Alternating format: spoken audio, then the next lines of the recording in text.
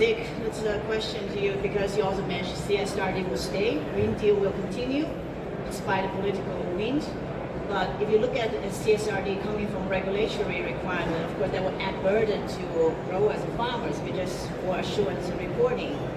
So how do you see that the player that should be needed to, or should be Delhaize, should be a technology company to bring this data integration really into creating new business, so creating new margin instead of all competing for the 4% at a good day.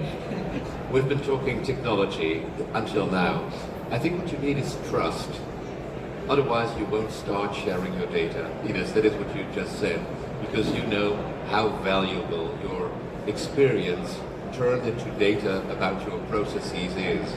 So how do you start trust?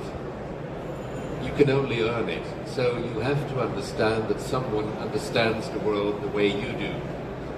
And then you start out doing something together.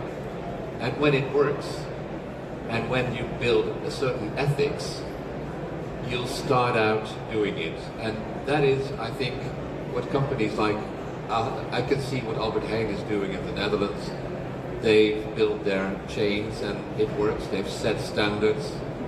And that is something that'll have to continue, and someone has to do it. Well, who is doing it? Is it indeed a neutral technology company like Siemens? Because there are all kinds, I call it, there are all kinds of opportunities that don't have an owner. New business models will come up, but they don't have an owner. But they depend on the data turned into information by AI, so you don't even know what the opportunity is once it is there.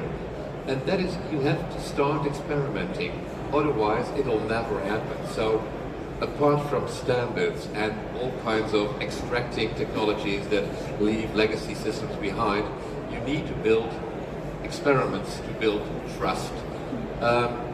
Well, in the EU, CSRD won't go away, so there is a lot of room for experiments. And I can think of some of the experiments, but let's not go into that right now.